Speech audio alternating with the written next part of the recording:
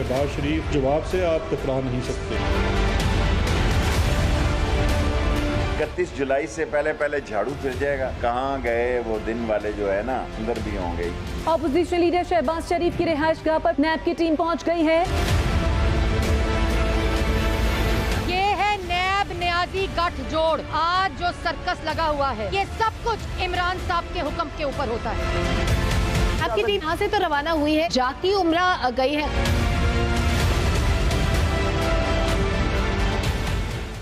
अस्सलाम वालेकुम, पाकिस्तान टुनाइट के साथ मैं हूं सैयद समर अब्बास। मियां शहबाज शरीफ की आमदन से ज़ायद एहसास केस में गिरफ्तारी के लिए आज नैब टीम ने लाहौर में मॉडल टाउन में उनकी रिहाइशगाह पर छापा मारा, जहां शहबाज शरीफ घर पर मौजूद नहीं थे। फिर इत्तला मिली कि शायद मियां साहब जाती उम्रा में मौजूद है। वहां भी नैब की एक टीम रवाना हुई उनकी गिरफ्तारी के लिए, वारंट गिरफ्तारी लेकर। लेकिन बाद में फिर नैब ने उनका जो टीम रवाना हुई थी उसे वापस बुलवा लिया और इस वक्त एक इजलास जारी है नैब लाहौर में, जिसमें यह सारा मामला डिस्कस हो रहा है। लेकिन इंपॉर्टेंट चीज़ ये है कि शहबाज शरीफ ने आज पेश होना था नैब लाहौर में, लेकिन वो पेश नहीं हुए और आज नैब की टीम उनकी रिहाइशगाह पर उनकी गिरफ्तारी के लिए पहुंच गई। लेकिन वो शहबाज शरीफ जो कि सीने पे हाथ मार के, सीना तान के कहते रहे कि अगर मेरे खिलाफ एक पाई की करप्शन भी साबित होती है तो मैं सियासत छोड़ दूंगा, तो आज वो गिरफ्तारी से क्यों भाग रहे हैं?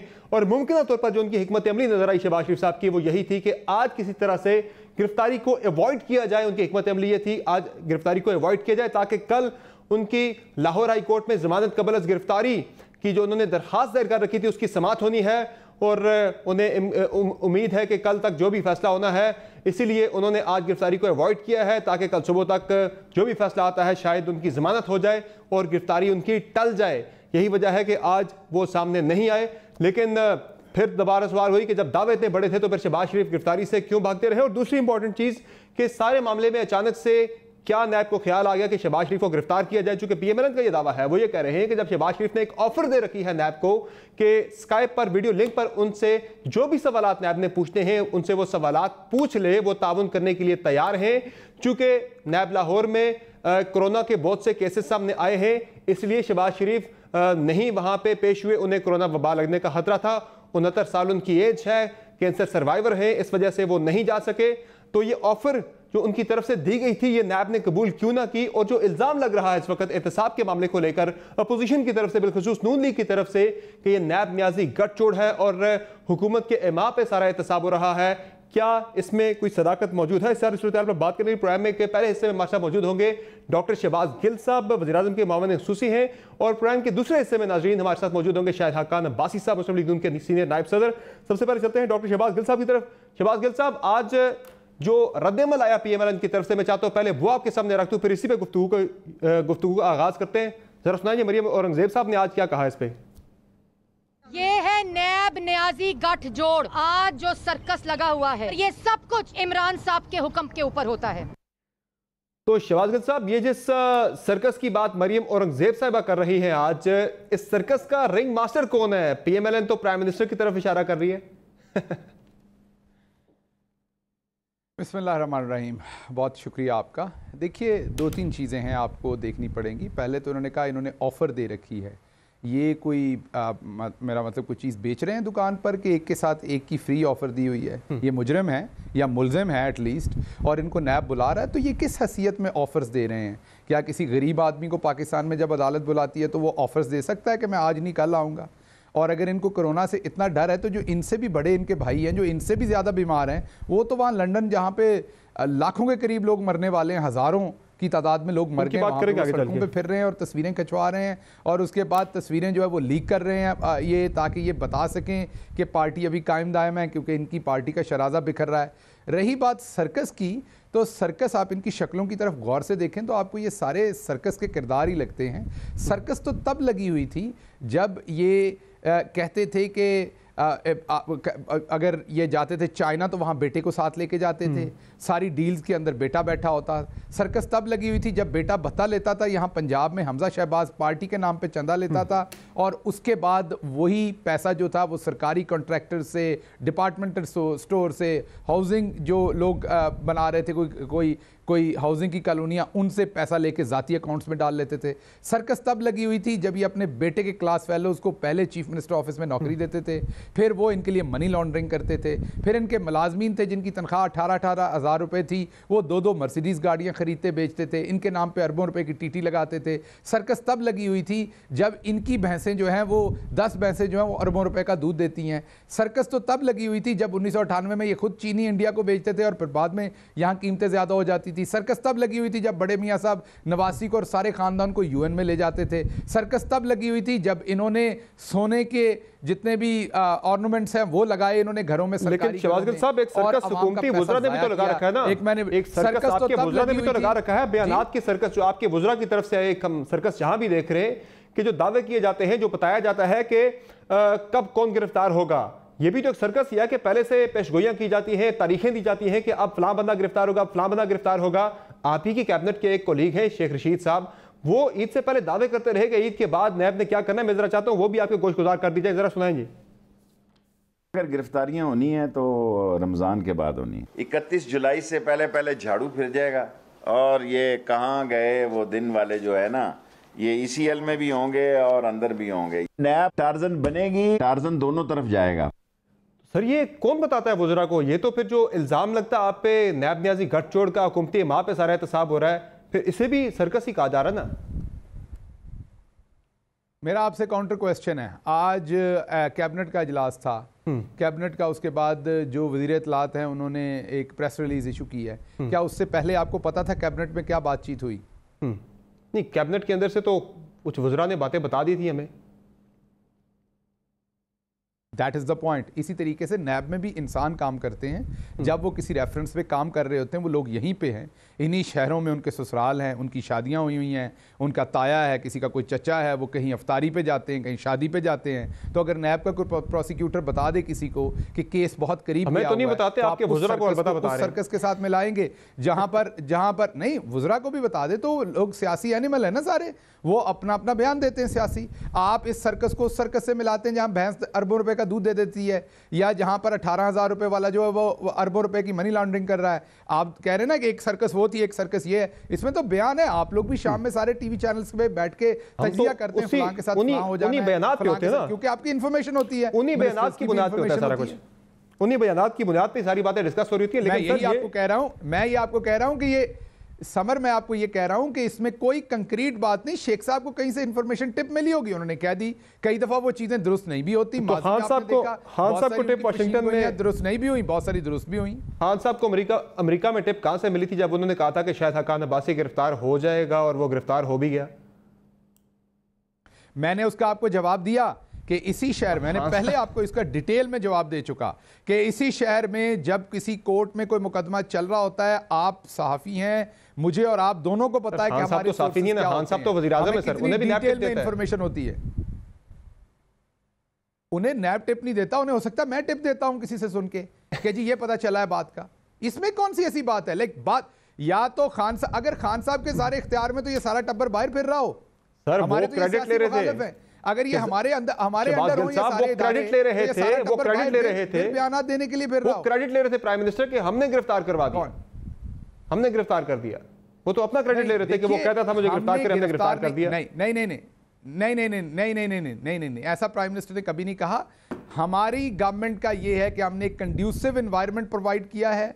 हम किसी मलिक क़यूम को टेलीफोन करके नहीं कहते कि फलां बंदे को सजा दे दो, हम किसी तरीके से अदारों को जो है क्रिपल नहीं करते। हमने एक कंड्यूसिव एनवायरनमेंट दिया है जिसमें लॉ के मुताबिक काम हो। रही बात कि पता कहां से चलता है, वो आपको भी पता होता है, शाम में बहुत सारी बातें मुझे भी पता होता है कि आपको नहीं पता और किस पे केस बनने जा रहा है। आप लोग तो हमें ये भी बताते हैं आपकी कैबिनेट में भी फलां पे नैब का केस बनने जा रहा है, तो क्या आप एजेंडे का हिस्सा होते हैं? आप नैब को कंट्रोल करते हैं? आपको कहां से पता होता है इस बात का? हम सारे यहाँ सोसाइटी में रहते हैं, हमें टिप्स मिलते हैं और हम एक दूसरे से इंफॉर्मेशन शेयर करते हैं। वुज़रा आपके गिरफ्तारियों के मामले में सबसे ज्यादा बाखबर है, जिस चीज पेशगोई हुई है वो सारे बंदे गिरफ्तार हुए। लेकिन इससे भी बड़ा मामला यह है शहबाज गिल साहब के जो गिरफ्तारियां होती हैं, बहुत सारे लोग गिरफ्तार हुए ईद से पहले, आपकी हुकूमत आने से पहले और हुकूमत आने के बाद जिस एहतसाब का बहुत ज्यादा चर्चा रहा, उस एहतसाब की सूरत हाल यह है कि क्या वो सिर्फ गिरफ्तार करके अंदर डालना ही एहतसाब है, या फिर उस बंदे को मुजरम साबित करना, करप्ट साबित करना और उससे पैसे बरामद करना, ये एहतसाब है। चूंकि अब तक जो लोग गिरफ्तार हुए हैं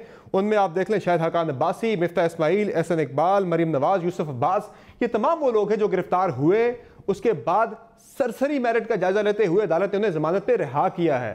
गिरफ्तार होते हैं लोग, जमानत पे बाहर आ जाते हैं, केस साबित नहीं होते, बाहर प्रेस कॉन्फ्रेंसेस में बड़े बड़े डॉक्यूमेंट लहराए जाते हैं।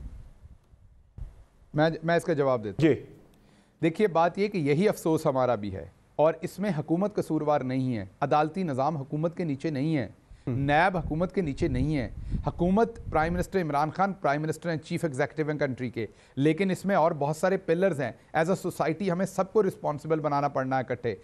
इस हिसाब से तो हम देखें तो इस मुल्क में करप्शन ही नहीं हुई, क्योंकि कोई चोर पकड़ा नहीं जाता, किसी चोर को सजा नहीं मिलती, तो फिर तो सारे बेगुनाह हैं। फिर तो ये झूठ बोला जाता है जो कुछ भी हुआ इस मुल्क में। तो आप कह सकते हैं दिल पे हाथ रख के कि यहाँ करप्शन नहीं हुई। हम सबको पता है करप्शन हुई है। तो करप्शन जो हुई है वो किसी रफीक मोची ने की है, वो करप्शन इन्हीं हुक्मरानों ने की है ना। तो अगर ये सारे हुक्मरान छुटते जाएंगे जो करप्शन करते रहे, जिनके अपने असासे इस तरह से बढ़े कि जिनकी कोई मिसाल नहीं मिलती, तो फिर आपको तशवीश नहीं होती? खान साहब को इस पे तशवीश नहीं होती कि बंदे गिरफ्तार करते हैं? और बिल्कुल खान साहब को भी होती है। तो आपने निजाम में क्या बेहतरी की? प्रोसिक्यूशन आपने कितनी बेहतर की? आपने 19 लाख को करते हैं। देखिए मैं इसको ऐसे समझाता हूं आपको। अगर एक शख्स किसी जगह पे पुलिस चीफ है, मैं एग्जांपल आपको दे रहा हूं, वो तो अपने पुलिस स्टेशन को मैक्सिमम आज़ादी दे सकता है ना कि आप अपना काम करें, आपके ऊपर मैं कोई प्रेशर नहीं आने दूंगा। या एक चीफ मिनिस्टर है, वो आईजी पुलिस को मैक्सिमम आज़ादी दे सकता है कि आपके ऊपर कोई पॉलिटिकल प्रेशर नहीं होगा। लेकिन अगर वहां फिर भी कुछ गलत हो रहा, तशवीश तो होगी ना। तो प्राइम मिनिस्टर को भी तशवीश होती है जब सिस्टम ब्रोकन होता है और वो अपने रिजल्ट नहीं देता। लेकिन ना प्राइम मिनिस्टर किसी को गिरफ्तार करवाते हैं, ना प्राइम मिनिस्टर किसी को छोड़ते हैं। सारे इदारे अपना अपना काम कर रहे हैं और हम ये चाहते हैं कि सारे इदारे आइन और कानून के मुताबिक जब अपना अपना काम अच्छा करेंगे तो आपको बहुत सारे चोर और लुटेरे जो हैं वो सलाखों के पीछे नजर आएंगे। सर, इतना मामला सीधा भी नहीं है शहबाज गिल साहब, कहीं ना कहीं कनेक्शन मौजूद है। आप बिल्कुल ही बरी जिम्मा नहीं हो सकते, कहीं ना कहीं कनेक्शन जरूर मौजूद है। मैं जरा वो शाहिद हकान अब्बासी साहब वाला शॉट आपके सामने रखता हूं। उस वक्त खान साहब ने क्या बात की थी, जरा सुन लें जी। हकान अब्बासी बार बार तकरीरें कर रहे थे कि मुझे जेल में डालो, अगर मैंने कुछ गलत किया जेल में डाल दिया। अब हमने उसे, वो कह रहे हमने जेल में डाल दिया। अब इतना भी सादा मामला नहीं, यहाँ तो टिप ऑफ नहीं थी, वो कह रहे हमने जेल में डाल दिया। नहीं, वो कैसे नहीं कैसे जेल में डाल दिया बता दीजिए। खान साहब ने, प्राइम मिनिस्टर कह रहे हैं, प्राइम मिनिस्टर कह रहे हैं, ये कोई नैब चेयरमैन नहीं कह रहा। मैंने आपसे सवाल पूछा, वो एक पॉलिटिकल स्टेटमेंट दे रहे हैं। अगर तो आपने अपने प्रोग्राम का वक्त इस पे जाया करना है, जो इस बात में आपको भी पता है कोई हासिल होने वाली बात नहीं, मुझे भी पता है। बार बार आपको कह रहा हूं कि नैब एक आजाद इदारा है, उसने पकड़ा है। लेकिन कहेंगे तो यही ना, अपने पॉलिटिकल अपोनेंट अगर आपका करप्शन में फंसेगा तो क्या आप कहेंगे कि वो कहाँ उम्रा करने के लिए गए हैं? आप यही कहते नैब क्या देते। लेकिन आप एक ऐसी बहस में पढ़ रहे हैं समर, जिसका कोई लेना देना नहीं है। नहीं सर, बहस ये है ना, मैं तो सिर्फ ये कह रहा हूं, मैं तो ये कह रहा हूं शहबाज गिल साहब, एहतसाब होना चाहिए, एहतसाब बिल्कुल होना चाहिए, कड़ा एहतसाब होना चाहिए, ऐसा एहतसाब होना चाहिए जिसपे कोई बंदा सवाल ना उठा सके। सवाल रोजाना उठता है। मैं ये कह रहा हूं समर कि आप अपने प्रोग्राम का एयर टाइम एक ऐसी बहस में कर रहे हैं जो बहस का कोई सर पैर नहीं है। उस बहस में आप मेरे साथ अगले 10 दिन करते रहे। मसलन आप तो सारे एहतसाब पे क्या एतराज उठ रहा है शहबाज गिल साहब? तो आप पकड़ाते हैं इस सारे जो एहतसाब आप कर रहे हैं, इसकी शफाफियत पे पहला सवाल क्या उठता है कि यकतरफा एहतसाब है, हुकूमती माँ पे हो रहा है। तो यही बहस हमने आज के प्रोग्राम में करनी है ना कि ये एहतसाब होना चाहिए, शफाफ होना चाहिए। इस पे आपको हमारे अलीम खान अंदर गए आपको यकतरफा लगता है, सप्तान खान अंदर गए आपको यकतरफा लगता है, बाबर अमान साहब ने एक रेफरेंस पूरा भुगत के बाद में बाहर आए वापस आए आपको यकतरफा लगता है। जिन्होंने जितनी लूट मार की उतना ही होना है ना, जिसने गाजरें ज्यादा खाई उसके पेट में ज्यादा दर्द होती है। अब अगर इन्होंने 20 गाजरें खाई तो हम अपने लोगों को खामखा पकड़ के अंदर दे दें? करना है। ये जो शेख रशीद साहब ईद से पहले डबल टार्जन की बात कर लेते, कोई होगा ऐसा कोई लग रहा आपको कि बैलेंसिंग एक्ट कोई होगा, दोबारा से कोई गिरफ्तारी यहां से भी होगी ताकि कल आप कहें कि हमारा फलां बंदा भी गिरफ्तार हुआ था, सिर्फ वहां से गिरफ्तारियां नहीं हुई? देखें, अगर तो आपके पूरे प्रोग्राम का मौजू शेख रशीद हैं तो आपने गलत गेस्ट को बुलाया ना। फिर तो आपको शेख रशीद साहब आपके कैबिनेट को लीग है सर, आपके कैबिनेट को लीग है। मुयस्सर नहीं है, अगर आपको वो मुयस्सर नहीं है तो ये आपके, अब बात सुन लीजिए ना, आपने सवाल किया जवाब ले लीजिए। अगर आपको वो मुयस्सर नहीं है तो आपकी टीम की गलती है इसमें। आप नहीं, हमने उन्हें अप्रोच ही नहीं किया, हमने उन्हें अप्रोच ही नहीं किया कैबिनेट के सवाल। मैं आपको ये जवाब दे चुका हूं मैं आपको ये जवाब दे चुका हूं, जवाब सुन लीजिए। आपने सवाल पूछा तो जवाब सुन लीजिए, तकरार करेंगे उसका कोई फायदा नहीं है। आपने सवाल मुझसे ये किया कि शेख साहब ने ये स्टेटमेंट दी, ये दी, उसका मैंने आपको जवाब दे दिया कि स्टेटमेंट आपके 20 के 20 एंकर भी शाम को देते हैं, पॉलिटिशियंस भी देते हैं, आपको इंफॉर्मेशन मिलती है, आप उस पर स्टेटमेंट देते हैं। आपने बार बार शेख साहब उनकी स्टेटमेंट तो आप ऑन नहीं करते, मेरा ख्याल बहुत मोहतरम जर्नलिस्ट है, तो उनकी स्टेटमेंट तो आप ऑन नहीं करते चाहिए। बार बार ये आपका गलत है मेरे से पूछना। नहीं, आप उनकी स्टेटमेंट्स को ऑन नहीं करते, सिंपली फिर हम इस डिबेट को यही खत्म कर देते हैं, आगे बढ़ते हैं। ये अगेन विद माजरत बड़ा बेतरतीबा सवाल है। ये ऑन और ना ऑन करने की बात नहीं है। खान साहब के जलसों में साथ खड़े होकर तहरीक इंसाफ के जलसों में हमेशा वो साथ रहे, धरने में आपके साथ रहे, आपके खान साहब के बड़े करीबी साथी हैं, साथ खड़े कैबिनेट के अंदर साथ हैं, कैबिनेट के अंदर बैठते हैं आपके साथ खड़े होना और बात है। बिल्कुल बिल्कुल बैठते हैं, साथ खड़े होना बिल्कुल, वो हमारे बहुत ही मोहतरम अतिथि हैं। तो ये गलत था, मुझे समझ नहीं आ रही कि आपको मसला क्या है उनसे पूछने में। ये गलत था, तो वीजा तो नहीं लेना पड़ना ना आपको शेख साहब से बात। उन्हें भी कल बुला लेंगे, हमने आज आपको बुलाया, आपसे सवाल कर रहे हैं, उन्हें भी बुला लेंगे, उनसे भी पूछेंगे। तो मेरे से सवाल कीजिए, मैं जवाब दे रहा हूँ। कैबिनेट को लीगल है सर। शेख साहब ने किस इंफॉर्मेशन की बिना पर ये जवाब दिया, ये तो मैं आपको नहीं बता सकता ना। आपको ये बता दिया कि पॉलिटिशियंस किस तरीके से अपना एनालिसिस करते हैं, जैसे आप लोग करते हैं। आप तो इतनी दूर तक चले जाते हैं, आप तो डॉलर का रेट भी हमें बता देते हैं 4 महीने बाद। वो इंफॉर्मेशन कहां से आती है? वो आपको कोई बैनुल अक़वामी लॉबी दे रही होती है उस टाइम इंफॉर्मेशन। आप लोग तो इतना दूर निकल जाते हैं कि 6 महीने बाद डॉलर का रेट भी हुकूमत में बैठे लोग ही दे रहे होते हैं, सारी मालूमात होती है, एनालिसिस होते हैं सारे लोगों के, ठीक है, वो उन एनालिसिस के ऊपर बात करते हैं। अच्छा, आप मुझे ये बता दें कि आज मुस्लिम लीग नून की तरफ से एक थ्रेटनिंग, उनकी तरफ से एक आज टोन नजर आई हमें, जो एक बयान दिया मरियम औरंगजेब ने, उन्होंने बनीगाला पर चढ़ाई का इंदिया दिया। आज मैं चाहता हूं जरा आपको पहले सुना दिया जाए उन्होंने क्या बात की थी, फिर इस पे आपका तबसरा लेते हैं। सुनाइए। चेयरमैन नैब कान खोल के सुन ले, अगर नैब की टीम शहबाज शरीफ को गिरफ्तार करने आई है तो पाकिस्तान की अवाम बनीगाला इमरान खान को गिरफ्तार करने जाएगी। तो तैयार है आप गिल साहब इस किस्म की किसी हंगामी सूरत हाल से निपटने के लिए? उनके बयान से तो लग रहा है कोई मार्च बहुत जल्द आ रहा है बनीगाला की तरफ, खान साहब के घर की तरफ। शुक्र है आपने मेरे से रेलेवेंट सवाल पूछा। पिछला 15 मिनट तो आप मुझे बना रहे थे कि मैं शेख साहब का चले अब आप अपने आप को इस गुफ्तगू में खुद ही रेलेवेंट नहीं समझ रहे हैं आपका। अभी मैंने दूसरा काम ये करना है कि मैंने प्रोग्राम से उतरते ही शेख साहब की मिन्नत करनी है कि वो पहली फुर्सत आपने शेख साहब को इररिलेवेंट कह दिया आपने यार, मुझे पहली फुर्सत में टाइम दें ताकि आप उनसे अपने सवाल पूछ सकें। अब आपने खान साहब के लिए इतने ज्यादा रेलेवेंट शेख साहब को आपने इररिलेवेंट कह दिया, मुझे तो इस बात पे हैरत हो रही है। आज बाय द वे आगे बढ़ाते हैं गुफ्तगू को। नहीं, मैं शेख साहब को बिल्कुल इररिलेवेंट नहीं कह रहा। आप अपने अल्फाज अपने मुंह में रखिए, मेरे में ना डालिए, क्योंकि बेहतर होता है कोरोना का जमाना है, अपने अपने लफ्ज जो है अपने अपने मुंह में रहे। मैं ये कह रहा हूं मेरे से रेलेवेंट सवाल, शेख साहब को रेलेवेंट ना करे। आप तेज हैं, इतने तेज ना बने। अच्छा, तो अब आपके सवाल में वापस आता हूं बनीगाला का। तो देखिए, मैंने जो जवाब दिया वो दे दिया, लेकिन अगर आज आपको आगे बढ़ते इसका फायदा कोई नहीं दे दिया। तो मरियम औरंगजेब साहबा को मेरा जवाब ये है कि कौन सी पाकिस्तान की अवाम, वही जो 15-20 ख्वाजा आसिफ साहब ने एक प्रोग्राम में कहा था कि जब नवाज शरीफ साहब किसी अदालत में जाते थे तो 15-20 लोग भी नहीं आते थे। वो कह गए ना ख्वाजा आसिफ साहब। तो अपनी हकीकत जान लें, आवाम आपके साथ तब लगती है जब आप आवाम की खिदमत करते हैं। अगर आप आवाम को लूटते हैं, अगर आप बेदर्दी के साथ आवाम के पैसे को ज़ाया करते हैं, तो फिर आवाम आपकी बात नहीं सुनते। और वो डिस्कनेक्ट आप सारे लोग देख चुके हैं। वो आपने हर जगह पे देख लिया, जब इन्होंने लाहौर एयरपोर्ट पे पहुंचना था तब भी देख लिया, आपने हर जगह पे देख लिया वो डिस्कनेक्ट, और वो मौजूद है। अच्छा, इसके अलावा आपके पार्टी तर्जुमानों के इजलास में वज़ीर आज़म कह चुके हैं कि शहबाज शरीफ के खिलाफ ओपन एंड शट केस है, और शहजाद अकबर साहब भी ये बात कह चुके हैं, और खान साहब ने तो कहा था कि ये बचेंगे नहीं, नाकाबिल तरदीद सबूत और शवाहिद हैं शहबाज शरीफ के खिलाफ। तो इस पे शहबाज शरीफ को कोई सज़ा भी आप दिलवा सकेंगे किसी अदालत के अंदर इन शवाहिद की बुनियाद पे जिन्हें प्रेस कॉन्फ्रेंसेस के अंदर लहराया जाता है? समरी, आपको कहां से पता चला कि प्राइम मिनिस्टर ने ये तर्जुमानों को कहा है? आप वहां मौजूद थे? आपके सदाकत अब्बास साहब वहाँ मौजूद थे, आपके बाकी तर्जुमान वहाँ मौजूद थे, और यही वहाँ से बात सामने आई। जो खबर वहाँ से जारी हुई, खबर में यही हमें पता लगा कि उन्होंने कहा कि शहबाज शरीफ के खिलाफ नाकाबिल तरदीद शवाहिद हैं। नहीं कहा ये? मैं आपको सिर्फ इसका जवाब दिया कि अब आप शेख साहब पे भी रहम कर लें कि ऐसे ही वहां भी मौजूद होते होंगे नैब में लोग, जब नैब अपनी कार्रवाई कर रहा होगा, जब नैब कहा है ना बना रहा होगा, जब नैब अपने रेफरेंसेस फाइल कर रहा होगा, तो किसी ने शेख साहब को बता दिया होगा। अब इसका ये कहना कि शेख साहब उसको कंट्रोल कर रहे हैं या हुकूमत में कोई कंट्रोल कर रहा है, तो मैं वही एनोलॉजी आपके सामने शेख साहब के नाम को लेके आपको जज्बाती हो गए वैसे by the way Shahbaz Gill साहब।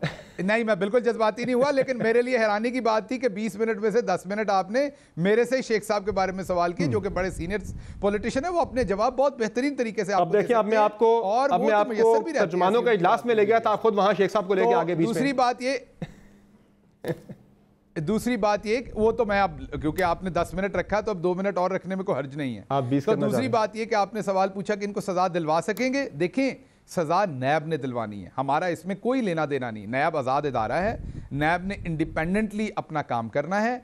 हमने कंड्यूसिव एनवायरनमेंट पैदा करना है। मेन ना हमने इनके हक के लिए प्रेशर करना है नैब को, ना हमने इनके खिलाफ प्रेशर करना है। अब आपके बुजुर्ग लेके आ रहे थे प्रेस कॉन्फ्रेंस, तो आपके बुजुर्ग कर रहे होते हैं प्रेस कॉन्फ्रेंस, आपके बुजुर्ग कर रहे होते हैं, खोल रहे होते हैं, वो कह रहे होते हैं कि अब शहबाज शरीफ साहब नहीं बच सकते। तो मैं ये जानना चाह रहा हूं कि इस तरह वाकई नहीं बच सकेंगे? वो हमारा हक है, वो हमारा हक है, क्योंकि अगर आप पूरी दुनिया में देखें तो अगर कोई कंपनी किसी कॉर्पोरेट फ्रॉड में पकड़ी जाती तो इवन जो वॉच डॉग्स होते हैं, एनजीओज होती हैं, वो भी प्रेस कॉन्फ्रेंस करके उनकी रॉन्ग डूइंग्स बताती हैं। As a government of the day, as a Pakistan Tehreek Insaf, वो हमारी रिस्पॉन्सिबिलिटी भी है, हमारा हक भी है कि हम आवाम को बताएं कि कहां गलत हुआ है, इन्होंने क्या चोरी की है और अब ये पकड़े जाएंगे। आगे अगर इदारे उनको छोड़ दें, इदारे अपनी कार्रवाई उस तरह से ना करें, प्रोसिक्यूट उस तरीके से इनको ना करें, तो उसमें हमारा कसूर नहीं, हम कंड्यूसिव एनवायरनमेंट दे सकते हैं बस। सही है। अच्छा शहबाज गिल साहब, आज काबीना के इजलास में मियां नवाज शरीफ की तस्वीर के मामले पर बात हुई और उस पर शेख साहब ने, तो अब दोबारा शेख साहब का जिक्र आ गया, चूंकि उन्होंने ऑन एयर आके टीवी चैनल पे ये बात की है। उन्होंने कोट किया प्राइम मिनिस्टर को कि उन्होंने कहा कि शर्म आनी चाहिए ऐसे लोगों को, और इस पे लोगों ने कहा कि देखें ये कैसे लोग हैं, ये पैसा खा के यहाँ से बाहर चले गए हैं, और जिस पे पीएम साहब ने कहा कि शर्म आनी चाहिए ऐसे लोगों को। तो क्या कोई हिकमत अमली पे भी बात हुई कि मियां साहब को वापस भी लेके आना और कैसे लेके आना है, चूंकि पंजाब ने तो मामला वफाक को रेफर किया था? अच्छा जी, मैं कैबिनेट में रहा सारा टाइम, मेरे कान में ये बात नहीं पड़ी। ये कुछ शेख साहब के लगता है कान में किया खान साहब ने। चले, अच्छा मैंने आपको जवाब दे दिया, मैंने क्योंकि ये बात नहीं सुनी वहां। ठीक है। अच्छा मुझे ये बता दें, वैसे कोई हिकमत अमली है नवाज शरीफ साहब को वापस ही लाना है, या फिर सिर्फ बयानात पे ही सिलसिला रखना है कि उन्हें यहाँ से ब्लेम करना है कि भाई बाहर बैठे कॉफी पी रहे? नवाज शरीफ साहब का जो करंट स्टेटस है वो एक मफरूर है, ना वो जमानत पर हैं, ना उनकी सज़ा पूरी हो चुकी है, वो एक मफरूर है, और जो भी लॉ ऑफ द लैंड करता है, कहता है, वो होना चाहिए और वो होगा और होना चाहिए, उसमें कोई दो राय नहीं है। अच्छा, जो फवाद चौधरी साहब ने ख़त लिखा है प्राइम मिनिस्टर को कि तहकीकात होनी चाहिए उन रिपोर्ट्स की जिनकी बुनियाद पे वो बाहर गए, कि वो रिपोर्ट्स जाली तो नहीं थी कहीं, तो ऐसी कोई हुआ फैसला कोई कि तहकीकात होने जा रही है, नहीं होने जा रही? चूँकि मुतज़ाद बयानात आ रहे हैं, चंद साहब कह रहे हैं कि नहीं होनी चाहिए तहकीकात। आज फयाज़ हसन चौहान साहब ने भी बड़ा सख्त रद्द-ए-अमल दिया आज पंजाब से बैठ के फवाद चौधरी साहब के इस ख़त को लेकर। क्या कोई बातचीत हुई इस पर आज? देखिए, बात ये नहीं, इस पर कोई आज बातचीत नहीं हुई। इस पर हमारी एक पॉलिटिकल पार्टी है और हम फ्रीडम ऑफ स्पीच पे बिलीव करते हैं।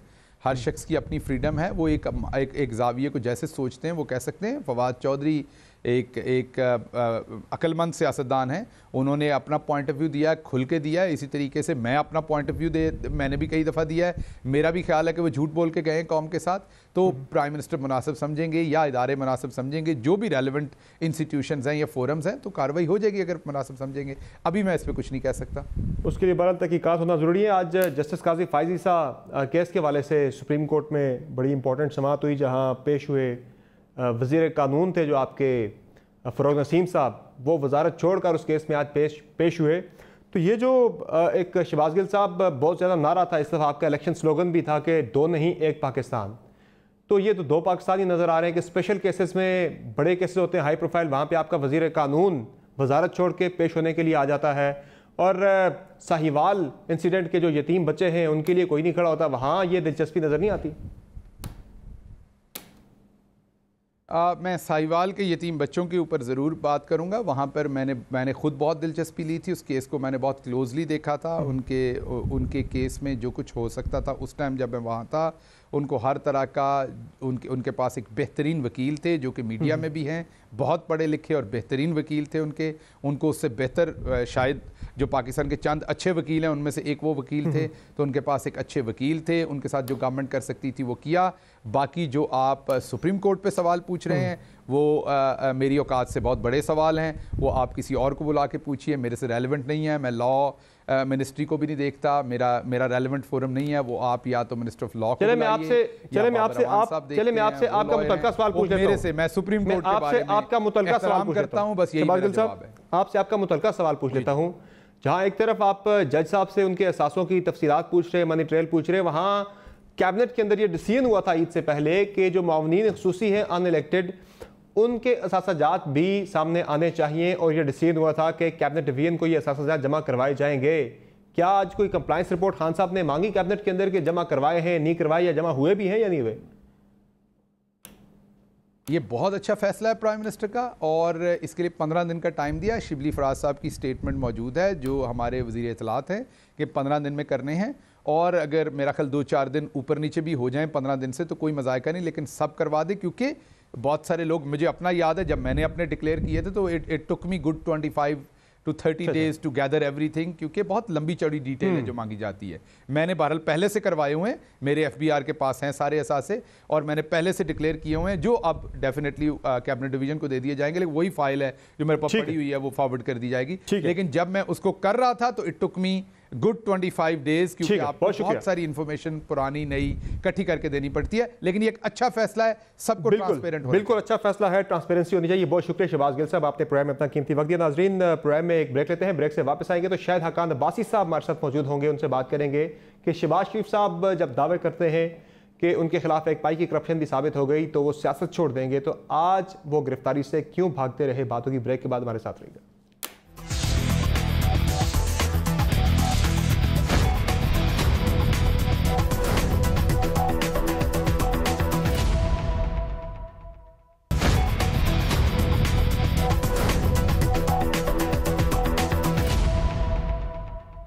वेलकम बैक दोस्तों। नाज़रीन, आज नैब की टीम लाहौर में शहबाज शरीफ साहब को ढूंढती रही। शहबाज शरीफ साहब ना मिले। पहले मॉडल टाउन की रिहाइशगाह पे छापा मारा गया, वहां पर शहबाज शरीफ साहब मौजूद नहीं थे। फिर जाती उमरा की तरफ भी नैब की टीम रवाना हुई, वहां उन्हें तलाश करने की कोशिश की गई, लेकिन शहबाज शरीफ साहब को तलाश करने में नैब की टीम नाकाम रही। आखिर सवाल ये पैदा होता है कि शहबाज शरीफ साहब हैं कहाँ? और अब राना सनाउल्लाह साहब ये कह रहे थे कि कल 11 बजे शहबाज शरीफ साहब अदालत में पेश होंगे, जहां उन्होंने जमानत कबल गिरफ्तारी की दरखास्त दायर कर रखी है। तो क्या डिलिबरेटली शहबाज शरीफ साहब अपनी गिरफ्तारी को अवॉइड कर रहे हैं कि ताकि कल जमानत का उनका फैसला होना है मुमकिन तौर पर, तो तब तक वो गिरफ्तार ना हो? शायद हकान अब्बासी साहब हमारे साथ मौजूद है, मुस्लिम लीग नून के सीनियर नायब सदर हैं, साबिक वज़ीर आज़म। सर, बहुत शुक्रिया, आपने प्रोग्राम में अपना कीमती वक्त दिया। शहबाज शरीफ साहब तो सर बहुत दावा करते रहे, सीना तान के कहते रहे कि मुझ पर अगर एक पाई की करप्शन भी साबित हो जाती है तो मैं सियासत छोड़ दूंगा।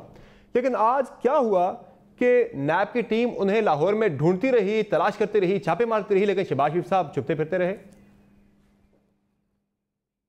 नैब की टीम के ऊपर कोई सबूत था? ये वही नैब है जहां शहबाज साहब 70 दिन के रिमांड पे रहे हैं, कोई सबूत मिला है? ये सरासर इंतकामी कार्रवाइयाँ हैं। ये वही नैब है जिसको शुगर का स्कैंडल नज़र नहीं आया, जिसमें 200 अरब रुपया इमरान खान, उस्मान बुज़दार, असद उमर और हफीज़ शेख खा गए, वो नज़र नहीं आया।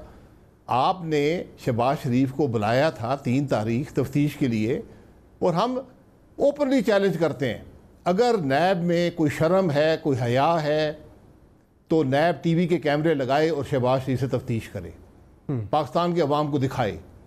3 तारीख आपने बुलाया, बदनीयती आप देख लें, 28 के वारंट इशू किए हुए हैं।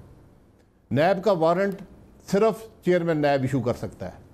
कौन सी ऐसी बात है जो आपको 28 इससे पहले 70 दिन में नहीं मिली थी? कौन सी बात आप पता करना चाहते हैं? हर क्वेश्चनियर का जवाब शहबाज शरीफ ने भर के दे दिया है।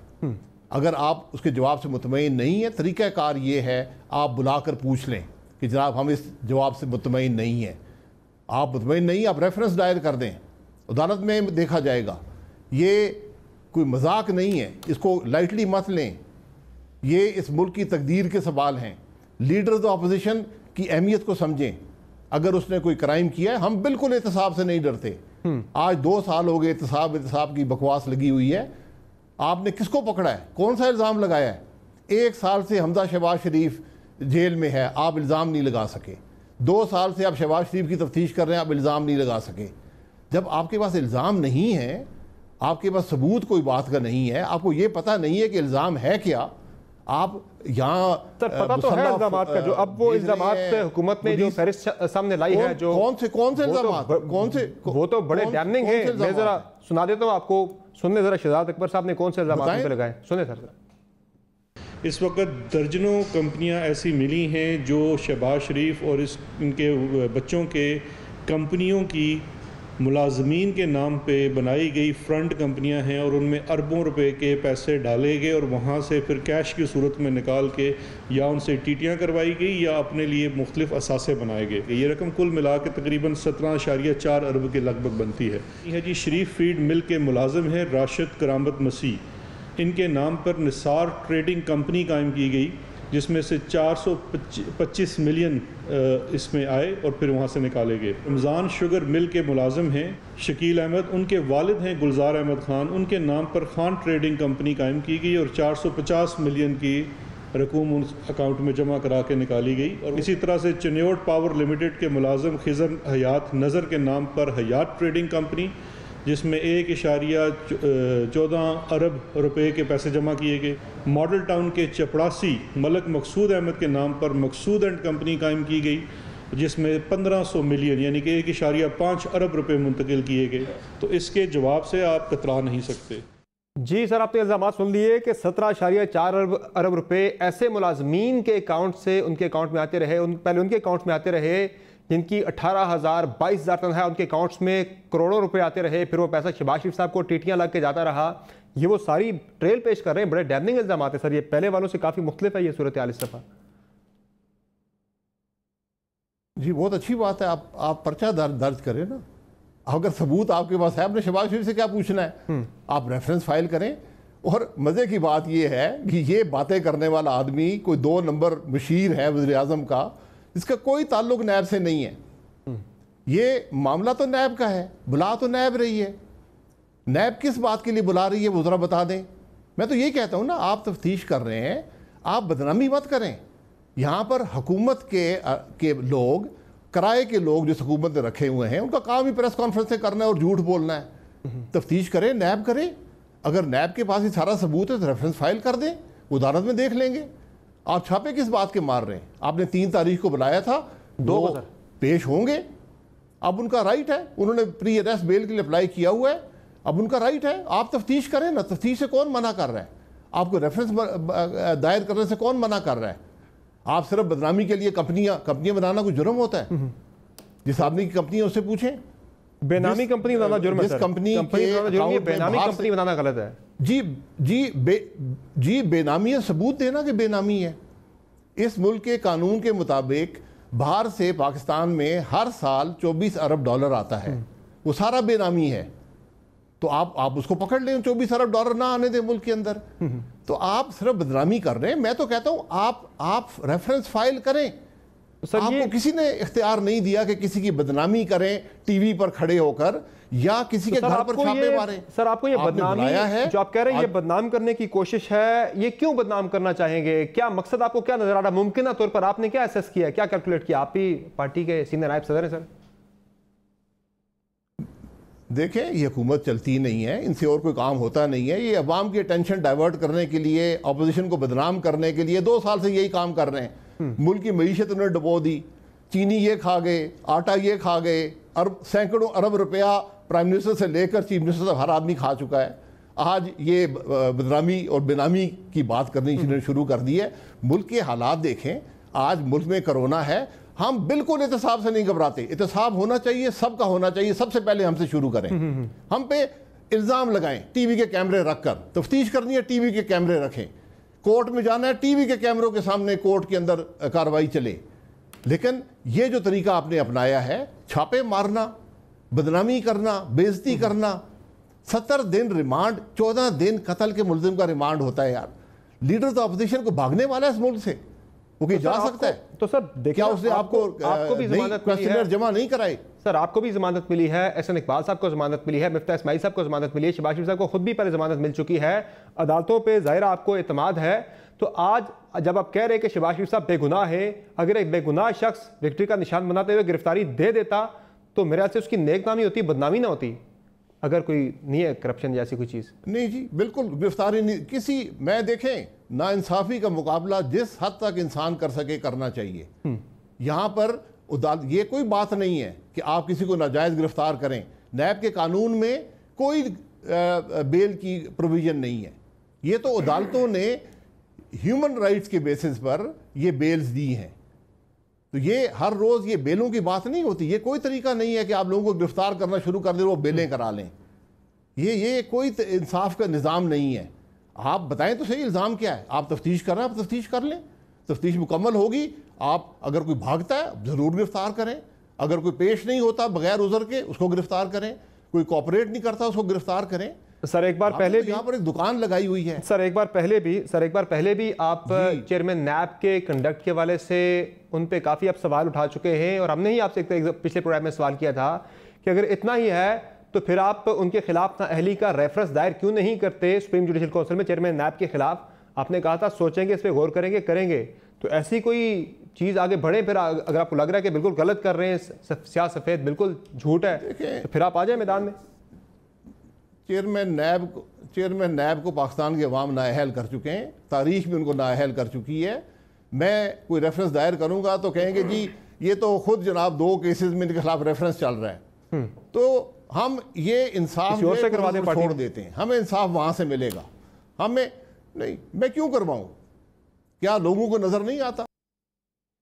सर अगर लोगों पे ही सारा मामला छोड़ना है तो शहबाज शरीफ साहब के खिलाफ जब पहले, आपको याद होगा जब बरतानिया के अखबारात में, डेली मेल में जब खबरें छपी थी तो शहबाज शरीफ साहब ने सू किया था उस सहाफ़ी को, डेविड रोज को। उसके बाद खामोशी छा गई।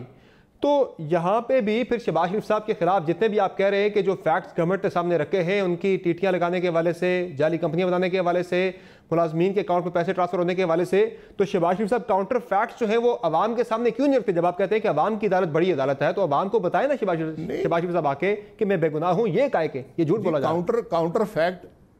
काउंटर फैक्ट बड़ा सिंपल है, सारा झूठ है। मैं तो कहता हूं अगर इसी बात को फैक्ट है तो अदालत में रेफरेंस दायर करें ना। इंतजार किस बात का कर रहे हैं? जो डेली मेल में हुआ था, शहबाज साहब ने इंग्लैंड की अदालत में केस फाइल कर दिया है, और अब ये जो यहाँ पर मशीर बशीर बने हुए बैठे लोग हैं, ये तो किराए के लोग हैं, कल ये घर भाग जाएंगे यहाँ से। तो इन्होंने यहाँ ना इस मुल्क की कोई सियासत करनी है ना खिदमत करनी है। शहबाज शरीफ साहब यहीं पर हैं, उन्होंने इस मुल्क की खिदमत की है, वो आपके सामने खड़े। आप ये बता दें उन पर केस क्या है, नैब बता दे, नैब चेयरमैन बता दे कौन सा केस है, कि क्या ऐसी उजलत थी का मामला है कि आप एक दिन के वो शामिल हैं, तफ्तीश में शामिल हैं, उन्होंने प्री अरेस्ट बेल के लिए अप्लाई किया वो हाई कोर्ट में। कोई तकाजे होते हैं इंसाफ के। जब एक शख्स हाई कोर्ट चला गया है, उसकी पिटीशन लग गई है, आप यहाँ पर चढ़ावा कर रहे हैं उनके घर पर कि गिरफ्तार किया जाए। कोई शर्म रह गई है इस मुल्क के अंदर? कोई इन लोगों को खौफ है कि इनसे भी को पूछा जाएगा किसी दिन? तो सर अगर आप होते आज, ये छोटी बातें हैं। आप होते शहबाज शरीफ साहब की जगह, नैब की टीम आपकी गिरफ्तारी के लिए आती, आप गिरफ्तारी दे देते या इस तरह से छुप जाते कि गिरफ्तारी नहीं देनी? अगर नैब ने मुझे बुलाया हुआ हो, तफ्तीश जारी हो, मैंने हाई कोर्ट में अप्लाई किया हो बेल के लिए, बिल्कुल गिरफ्तारी ना देता। मैं छुपता ना, मैं उन चोरों को देखता जो मुझे गिरफ्तार करने आए और गिरफ्तारी का हुक्म दे रहे हैं। मैं उन चोरों को देखता जिनके 2 तारीख की पेशी है मेरी, और 28 तारीख को चोरी छुपे उन्होंने अरेस्ट वारंट जारी किए। मैं ये आज वो हुकूमत है जो बदनीयती पर, जब मुल्क के इदारे बदनीयती पर उतर आए, जब मुल्क के इदारे इंतकामी कार्रवाई शुरू कर दें तो वो मुल्क नहीं चल सकता। यही कैफियत है हमारे मुल्क की है कि जहां पर कोरोना के मामले को देख लें, जहां पर शुगर के स्कैंडल देख लें, हुकूमत को वो नजर नहीं आता। आप गिरफ्तार, शहबाज शरीफ गिरफ्तार हो जाएंगे, क्या मुल्क के मामलात हल हो जाएंगे? आप इंसाफ के तकाजे देख लें।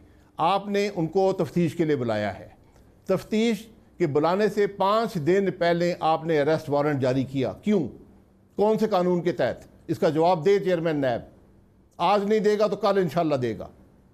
अच्छा सर ये बता दें मुझे कि आज मरियम औरंगजेब जो कि आपकी पार्टी की तर्जुमान है, सेक्रेटरी इत्तलात है, उन्होंने एक बयान दिया, उन्होंने हुकूमत को थ्रेटन किया एक तरह का कि वो बनीगाला की तरफ जा सकते हैं इमरान खान साहब को गिरफ्तार करने। ज़रा सुन लें वो क्या बयान था, ज़रा मैं चाहता हूँ आपको सुना दिया जाए। सुनाइए। चेयरमैन नैब कान खोल के सुन ले, अगर नैब की टीम शहबाज शरीफ को गिरफ्तार करने आई है तो पाकिस्तान की अवाम बनी गाला इमरान खान को गिरफ्तार करने जाएगी। सर क्या कोई मार्च करने का इरादा बनीगाला की तरफ? ये होगा।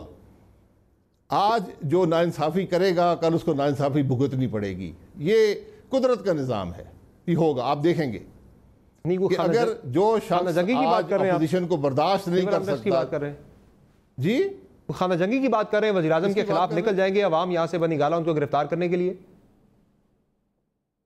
मैं तो देखें, मैं कोई दावे नहीं कर रहा, मैं तो कुदरत के निज़ाम की बात कर रहा हूँ, मैं तो तारीख़ की बात कर रहा हूँ कि नाइंसाफ़ी करने वाला हमेशा खुद नाइंसाफ़ी का शिकार होता है, डाका डालने वाला खुद डाके का शिकार होता है। तो ये आज जो हुकूमत जिन्होंने मुल्क की मईशत को तबाह कर दिया, जिन्होंने पाकिस्तान के अवाम को इस कोरोना के सामने बेबस कर दिया है, ये लोग आज इस किस्म के हथकंडे अपना कर अब अटेंशन डाइवर्ट करना चाहते हैं। शहबाज शरीफ गिरफ्तारी से नहीं घबराता, शहबाज शरीफ ने बहुत जेलें काटी हैं, जेलें नहीं काटी तो इमरान खान ने नजर आए बाय द वे सर, जेलें नहीं काटी तो चेयरमैन नायब ने नहीं काटी जी।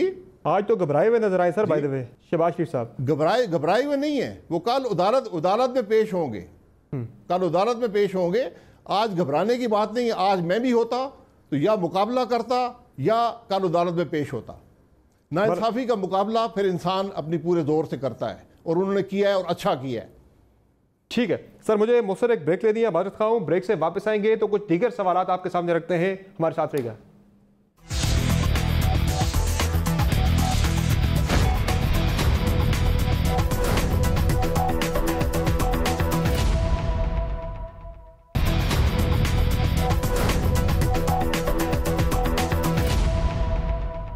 वेलकम बैक द शो नाज़रीन, हमारे साथ मौजूद हैं शाहिद हक्कान अब्बासी साहब। सर, नैब के हवाले से जिस नैब का बहुत ज़्यादा जिक्र हो रहा है, इसी नैब के कानून में इस्लाहात के लिए, बेहतरी के लिए आपकी हुकूमत के साथ मुज़ाकरात चल रहे थे। अब उन मुज़ाकरात का क्या स्टेटस है? बात आगे बढ़ेगी या फिर सिलसिला ख़त्म, आपने भुगत लिया, अब तहरीक इंसाफ वाले भी भुगतें? देखिए, हमने कभी हुकूमत से मुज़ाकरात नहीं किए। एक बिल आया था कौमी असम्बली में जो ऑर्डिनेंस हुकूमत ने ले किया था, उसकी डिबेट कौमी असम्बली की कमेटी कर रही थी। वहाँ पर मैं ख़ुद भी पेश हुआ था और मैंने उनको बताया था कि नैब के कानून में क्या ख़राबी है। मैंने पहले से कहा कि ये इस इदारे को ख़त्म करें, ये सियासत की तबाह करने के लिए बनाया गया था और आज भी उसी काम के लिए इस्तेमाल हो रहा है। अगर आप ये नहीं कर सकते, आप अगर समझते हैं कि इदारा बहुत ज़रूरी है, तो फिर इसके अंदर ये इस्लाहात कर दें। और पूरा एक पैकेज बना के उनके हवाले भी किया था और हमने हुकूमत को भी भेज दिया था। ये शायद मार्च के पहले हफ्ते की बात है। तो अगर हुकूमत समझती है कि ये इदारा होना चाहिए तो बड़े खुशी से तो इसको भुगतें। बात बड़ी वाज़ेह है, ये इदारा रहेगा तो मुल्क का निज़ाम नहीं चलेगा। मैं इस बात पे बड़ा क्लियर हूँ। सर, किसी एक बिजनेसमैन के घर पे मुलाकात नहीं हुई थी आपकी असद उमर साहब से, फारूक नाइक साहब से, नैब कवानीन के वाले से? नहीं जी, मेरी कभी असद उमर साहब से मेरी कम अज़ कम पिछले 2 साल से, जब से हम हुकूमत से निकले हैं, असद उमर साहब से कोई मुलाकात नहीं हुई। मेरी फारूक नाइक साहब से शायद 5 साल में कोई मुलाकात नहीं हुई। अच्छा सर, मुझे ये बता दें कि ये जो PMLN के अंदर गिरफ्तारियों की आप बात कर रहे हैं, राना सनाउल्लाह साहब ने एक दावा किया है। वो कहते हैं कि मेरी, शाहिद हक्कान अब्बासी साहब की और मियाँ जावेद लतीफ़ की गिरफ्तारी भी नेक्स्ट इन लाइन है। आपको कोई ऐसा खदशा कि अगला नंबर आपका या आपकी के दीगर कोलीग्स का हो सकता है? देखें, जब मुल्क में एक घटिया हुकूमत हो, एक घटिया इदारे हों, घटिया लोग उनमें लगे हों, तो फिर ये खदशा हमेशा रहता है। हमने पहले भी ये बहुत भुगत लिया है, फिर भुगत लेंगे। और अगर पाकिस्तान के मसले का हाल हमें गिरफ्तार करने में है तो मैं कल ही जाके पेश हो जाता हूँ। जगह बता दें, हुकूमत को कोई पुलिस भेजने की ज़रूरत नहीं। मुझे कह दें फलानी जगह आकर गिरफ्तारी दे दें, मैं गिरफ्तारी दे दूँगा।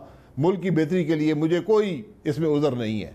लेकिन इंसाफ का तकाजा ये होता है कि आप बताएं कि क्या चार्जेस हैं, आप क्यों गिरफ्तार कर रहे हैं।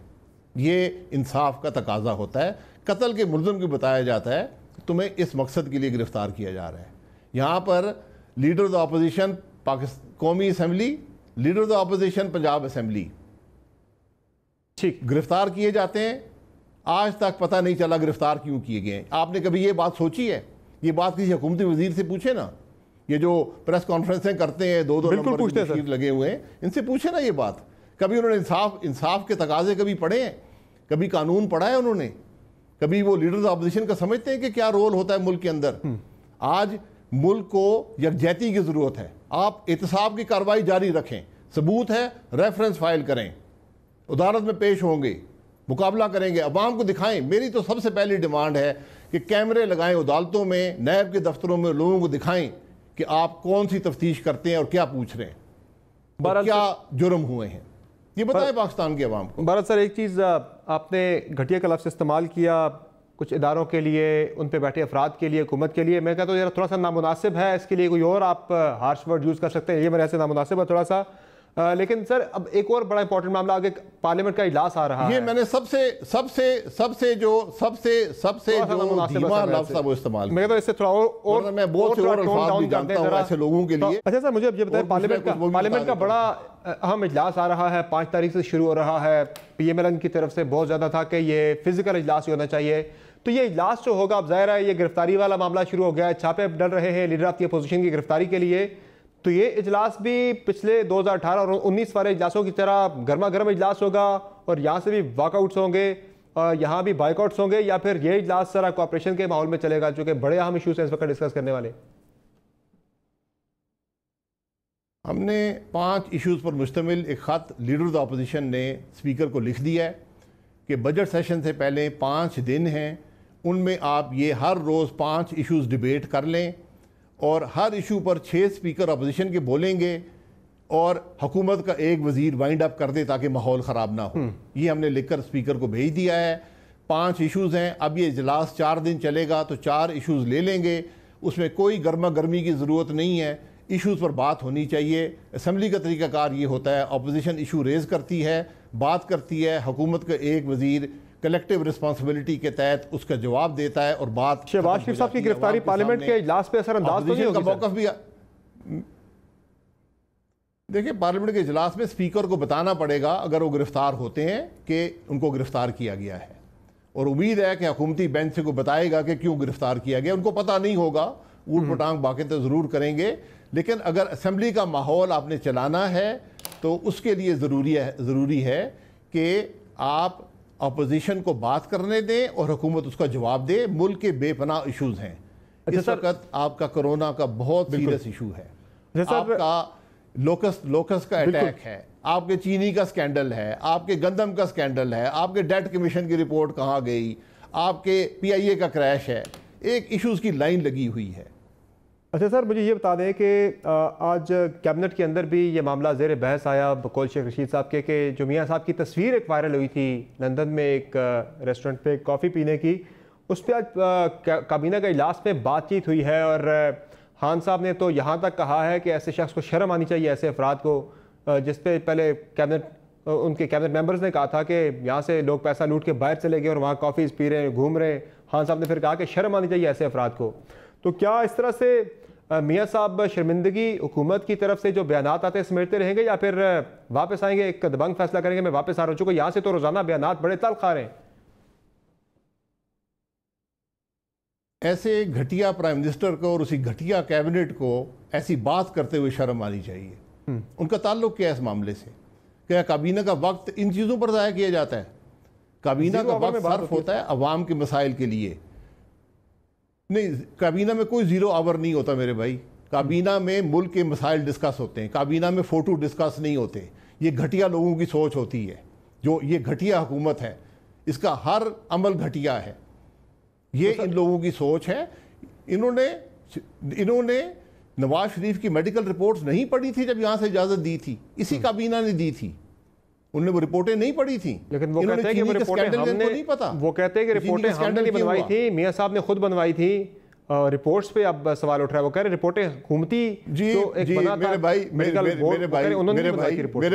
मेरे भाई ये बड़ी मासूम काबीना है। इन्होंने चीनी की भी ऐसे परमिशन दे दी थी और आज पाकिस्तान के अवाम 200 अरब की डज खा बैठे हैं। आज भी चीनी 35 रुपए की बिक रही है, इनको पता नहीं चलता किसी बात का। हुकूमत की मेडिकल रिपोर्टें थी, इसी काबीना ने इजाजत दी है। ये घटिया प्राइम मिनिस्टर और ये घटिया काबीना जो आज ये बातें कर रहे हैं। तहकीकात होनी चाहिए नहीं होनी चाहिए मेडिकल रिपोर्ट्स की सर? शॉर्टली किस बात की? मेडिकल रिपोर्ट्स दुरुस्त थी या गलत थी? तहकीकात होनी चाहिए नहीं होनी चाहिए? इस मामला भाई वो करें ना, मेरा उससे क्या ताल्लुक है? उनको शौक, तहकीकात का शौक है तो शौक पूरा करें। जरा चीनी मैं तो चीनी की पहले बात करूंगा ना। ठीक है, जो पाकिस्तान के हर आदमी का मसला है उसको तो पता करें क्या हुआ। ठीक है, चले, बहुत शुक्रिया सर, आपने प्राइम में अपना कीमती वक्त दिया। नाजरीन, जाते जाते कुछ कोविड की बात भी हो जाए। आज सिंध के वजीर मुर्तज़ा बलोच इंतकाल कर गए हैं कोरोना वबा की वजह से, और मुनीर और अफजई साहब जो पहले कोरोना में मुब्तला हुए थे, बाद में हार्ट अटैक से आज उनकी भी वफात हुई है। एहतियात करें और जितनी एहतियात हो सकती है करें, चूँकि ये वायरस से अपने आप को भी बचाएं, अपने अहले खाना को भी और अहले मोहल्ला को भी। इजाज़त दीजिए, अल्लाह हाफ़िज़।